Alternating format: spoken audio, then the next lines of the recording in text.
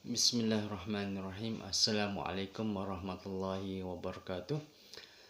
Alhamdulillahirabbil alamin wa bihi nasta'in.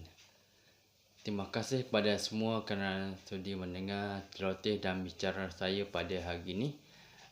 Terima kasih juga kerana sudi subscribe menjadi ahli dalam grup ataupun dalam channel ni. Terima kasih semua. Jazakallah khair. Hari ni saya nak bicara sedikit tentang orang duk sibuk tentang Mak Kilau kan, tentang Mak Kilau, filem movie Mak Kilau yang ditayangkan di Pawagam. Orang duk sibuk-sibuk pasal Mak Kilau.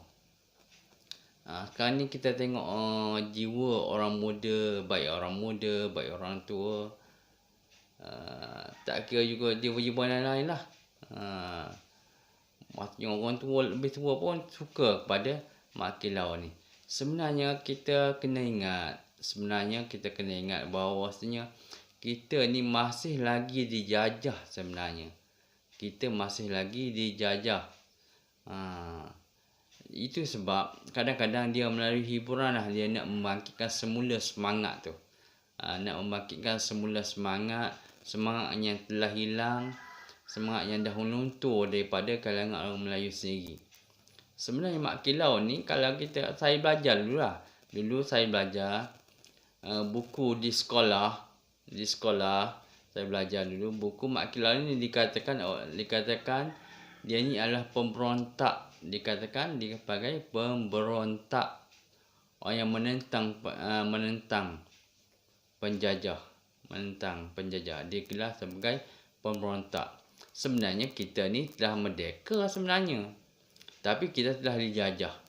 Dijajah oleh Jepun, dijajah oleh Belanda, dijajah oleh British akhir sekalinya. Barulah kita boleh merdeka. Sebenarnya kita dah merdeka dah. Kita rakyat merdeka, tapi kita telah dijajah. Kemudian kita menuntut kemerdekaan semula. Siapa yang menjajah kita tu? Walaupun kita ni dikatakan sebagai sebagai merdeka, tapi sebenarnya kita tidak merdeka. Jiwa kita tidak merdeka. Kita masih lagi dijajah pemikiran orang British. Dia tak bagi merdeka sia-sia merdeka tau. Dia tak bagi kita ni boleh merdeka dengan begitu saja. Dia akan tinggalkan sakit-bakit kemerdekaan kepada kita tu. Apa yang dia tinggalkan? Dia tinggalkan demokrasi sebagai contohnya kepada kita. Kita lah demokrasi, berbagai-bagai parti. Banyak-banyak parti. Sehingga sekarang ni pun banyak parti. Ada Bersatunya, ada PAN-nya, ada PH-nya, ada PAS-nya. Macam-macam parti dah ada dah. Akibat daripada semenjak kita menuntut kemerdekaan dahulu. Tu. Sampai sekarang ni berbagai-bagai parti dah ada. Akibatnya orang Melayu sendiri bertelagah antara satu sama lain. Ni yang berjajah nak sebenarnya. Berbalah, bergaduh. Kan? Tu. Jadi kembali kepada cerita Mak Kilau ni. Mak Kilau sebenarnya adalah ikon sebenarnya. Dia adalah bukan pemberontak. Dia adalah seorang alim ulama sebenarnya. Dan ianya adalah guru agama. Dia menghidupkan jiwa-jiwa yang kosong, jiwa-jiwa anak Melayu pada masa itu supaya menentang penjajah. Tapi pada masa yang sama,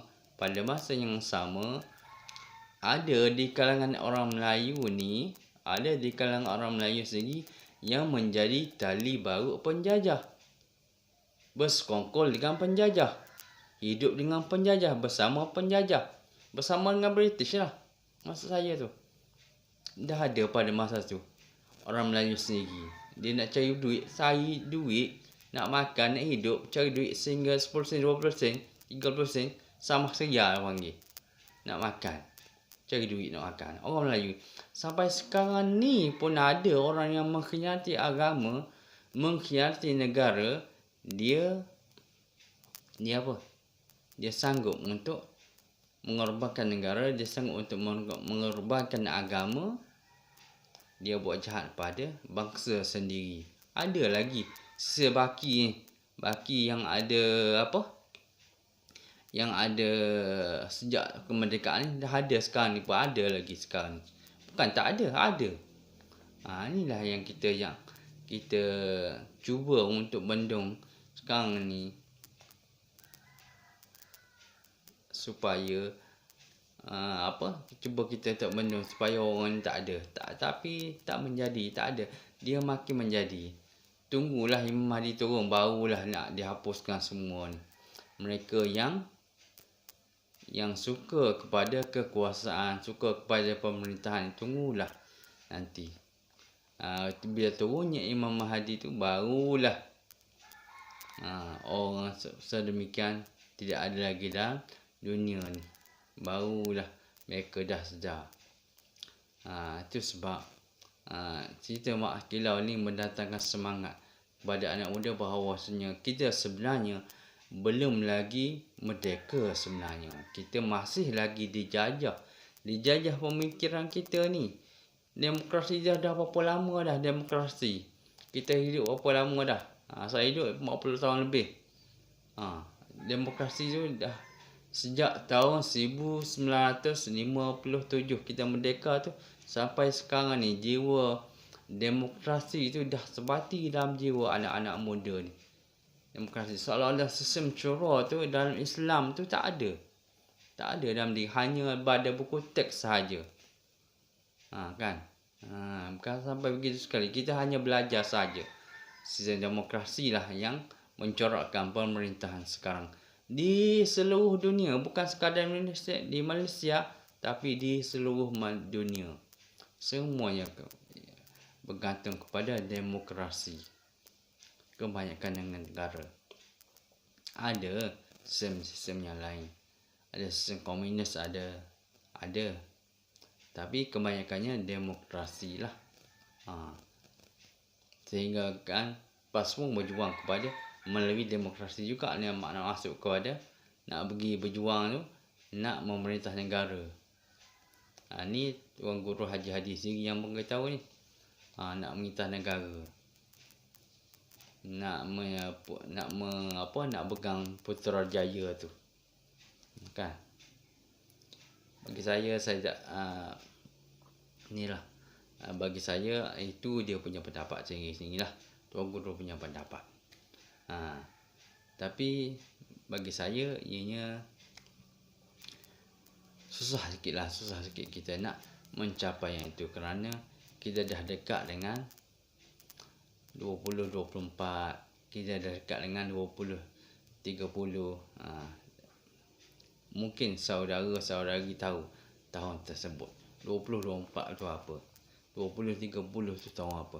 Okey, itu saja untuk renungan kita bersama pada hari ini, supaya kita bebas daripada jiwa yang dicengkam oleh penjajah ni. Kita masih lagi dijajah sebenarnya. Kita belum lagi merdeka, tapi kita kena buat diri kita ni merdeka. Tidak perlu dijajah oleh mana-mana bangsa-bangsa yang lain. Tidak perlu dijajah. Kita ada hak kita sendiri. Kita tak perlu dijajah. Itu sebab orang nak jajah saya melalui vaksin, saya tak tolak. Saya tolak vaksin. Saya tak mahu orang jajah jiwa saya. Saya tak mahu orang jajah diri saya melalui vaksin tersebut. Wallahu ta'ala alam. Assalamualaikum. Jazakallah khair.